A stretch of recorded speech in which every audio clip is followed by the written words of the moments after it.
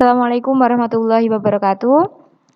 Pada video kali ini kita akan mempelajari SBDP tentang alat dan teknik dalam membuat patung. Langsung saja, alat itu merupakan faktor terpenting dalam pembuatan patung. Berikut ini ada beberapa alat yang biasa digunakan untuk membuat patung. Yang pertama adalah pahat.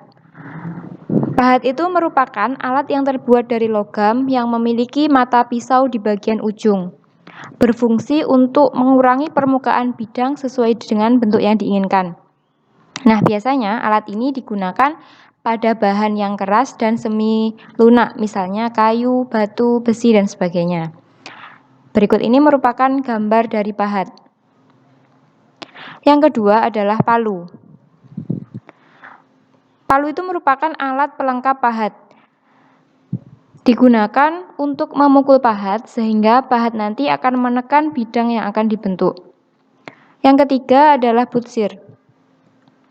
Butsir merupakan alat berupa kayu dengan ujung berupa lingkaran kawat atau mata pisau yang kecil. Butsir ini digunakan untuk mengukir bahan yang lunak. Selanjutnya adalah tang. Alat yang digunakan untuk membengkokkan, mengencangkan, dan memotong kawat. Nah, tang ini akan berguna pada saat membuat patung yang menggunakan rangka berupa kawat. Selanjutnya, sendok adonan. Merupakan alat yang digunakan untuk mengambil adonan dan menempelkan pada kerangka patung. Yang keenam adalah meja putar. Meja putar itu berfungsi untuk memudahkan dalam mengontrol bentuk patung dari berbagai arah tanpa harus mengitari patung tersebut. Digunakan pada pembuatan patung yang berbahan tanah liat. Yang ketujuh adalah cetakan. Cetakan ini digunakan untuk mencetak patung dengan teknik cetak, biasanya menggunakan bahan cor. Selanjutnya, membuat patung itu dapat dilakukan dengan berbagai macam teknik. Nah, di sini akan saya jelaskan beberapa teknik yang digunakan. Yang pertama adalah teknik pahat. Teknik pahat itu digunakan untuk membuat patung dengan bahan keras seperti batu dan kayu. Teknik ini dilakukan dengan cara mengurangi permukaan bahan sedikit demi sedikit menggunakan alat pahat sehingga diperoleh bentuk yang diinginkan. Alat yang digunakan pada teknik pahat itu selain pahat adalah amplas, kikir, pasah, dan lain-lain. Nah, ini merupakan contoh gambar pembuatan patung menggunakan teknik pahat. Yang kedua adalah dengan teknik butsir.